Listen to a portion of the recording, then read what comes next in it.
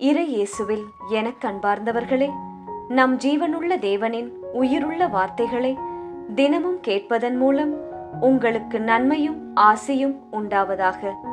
இன்றைக்கு நம் உள்ளத்தில் ஆண்டவர் பேச விரும்புகிற திருவசனம் தீத்து 2ஆம் அதிகாரம் 14ஆம் திருவசனம். அவர் நம்மை எல்லா நெறிகேடுகளிலிருந்தும் மீட்டு நற்செயல்களில் ஆர்வமுள்ள தமக்குரிய மக்களாக தூய்மைப்படுத்த தம்மையே ஒப்படைத்தார். இறை இயேசுவில் எனதருமை நண்பர்களே, உங்கள் அனைவருக்கும் நம் இயேசுவின் அன்பை உரித்தாக்குகின்றேன். இன்றைய இறை வார்த்தையை கொஞ்சம் கவனித்தீர்கள் என்றால் அதில் 2 வார்த்தைகள் மிகவும் முக்கியமானவை.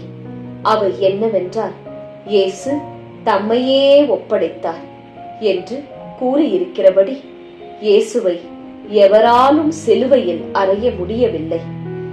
எப்போது அவர்களால் சிலுவையில் அறைய முடிந்தது என்று தெரியுமா? இயேசுவே மனமுவந்து தன்னையே சாவுக்கு, அதுவும் சிலுவை சாவுக்கு ஒப்புக் கொடுத்தார். ஏன் இப்படி இயேசு தம்மையே ஒப்புக் கொடுத்தார் என்று நமக்கு தெரிய வேண்டாமா? அவர் சகல வல்லவர், கடலையும் காற்றையும் அதட்டியவர், இறந்தவர்களை உயிர்ப்பித்தவர், நோயுற்றோரை குணமாக்கியவர், சர்வ வல்ல தேவனின் ஒரே மகன் இயேசு.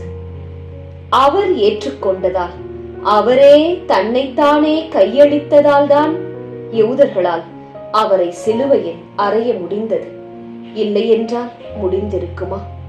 முடி கத்தரிக்கப்பட்ட ஆட்டை போல் வாய் பேசாமல் தம்மையே ஒப்புக் கொடுத்தார் இயேசு. அவரை எள்ளி நகையாடினார்கள், முள்முடி சூட்டினார்கள், சாட்டையால் அடித்தார்கள், ஆடைகளை உரித்தார்கள், ஈட்டியால் குத்தினார்கள், ஆணிகளால் அடித்தார்கள். எவ்வளவு சொல்லொன்னா வேதனையை அனுபவித்தார் நம் இயேசு. இவற்றையெல்லாம் யாருக்காக அனுபவித்தார்? நமக்காகத்தானே. இன்றைய வசனத்தில் இன்று நாம் சிந்திக்க வேண்டிய அடுத்த கேள்வி ஒன்று இருக்கின்றது. அது என்னவென்றால், ஏன் இவற்றையெல்லாம் இயேசு செய்தார்? இந்த கேள்விக்கும் விடை இன்றைய வசனமே. ஒரு முறை கேட்போமா? அவர் நம்மை எல்லா நெறிகேடுகளில் இருந்தும் மீட்டு நற்செயல்களில் ஆர்வமுள்ள தமக்குரிய மக்களாக தூய்மைப்படுத்த தம்மையே ஒப்புக் கொடுத்தார். இந்த வசனத்தில் 3 காரணங்கள் தெளிவாக கூறப்பட்டுள்ளது. முதலாவது, நெறிகேடில்லாத காரியங்களில் இருந்து நம்மை மீட்க. இரண்டாவது, நன்மை செய்வதில் ஆர்வம் உள்ளவர்களாக நாம் வாழ்வதற்கு. மூன்றாவது, தம்முடைய மக்களாக நம்மை மாற்றி குற்றமில்லாதவர்களாக நம்மை வாழ வைக்க.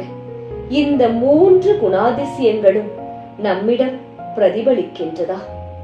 இதற்காகத்தான் தன் உயிரை ஈந்தார் நம் இயேசு.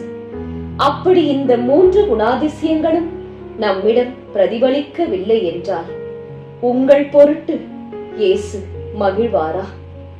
இல்லை, வான்லோகமும் தூதர்களும் ஆர்ப்பரித்து மகிழ்வார்களா? நிச்சயம் இல்லை. துன்பப்படுவார்கள், துயரப்படுவார்கள்.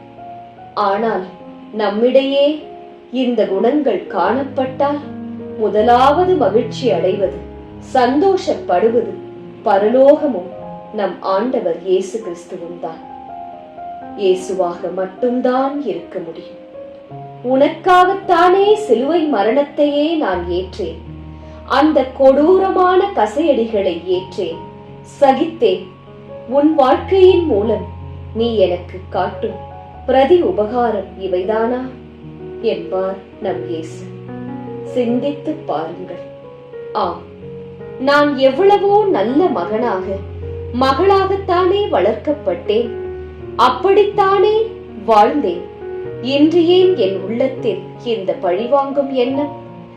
எனக்கு எதிராய் சூழ்ச்சி செய்தார்கள் என்றால் பரவாயில்லை, செய்பவர்கள் செய்துவிட்டு போகட்டும். இயேசு என் பக்கம் உள்ளார். அவர் எனக்காக செய்ய விரும்புகிற, எனக்காக திறக்க விரும்புகிற ஆசிர்வாத கதவுகளை யாராலும் பூட்ட முடியாது. என்னை இயேசு காத்துக் கொள்வார் என்று மனதார விசுவாசித்து விட்டு கொடுத்து கோபத்தை மறந்து மன்னித்து ஜெபிக்கலாமா? இயேசுவே, எங்களை சகல அக்கிரமங்களினின்றும் மீட்டுக் கொண்டீரே, நன்றி. உமக்குரிய சொந்த ஜனங்களாக மாற்றினீரே, நன்றி. நற்கிரியைகளை செய்யும்படியான பக்தி வைராக்கியம் உள்ளவர்களாகவும் சாந்த குணமுள்ளவர்களாகவும் எங்களை மாற்றும் இயேசுவே. உமக்கான மக்களாக நாங்கள் வாழ ஆசையாயிருக்கிறோம். நல்வழிப்படுத்தி நடத்தும் தகப்பனே. இயேசு கிறிஸ்துவின் பெரிதான நாமத்தின் நிமித்தம் ஜெபிக்கிறோம். ஆமென்.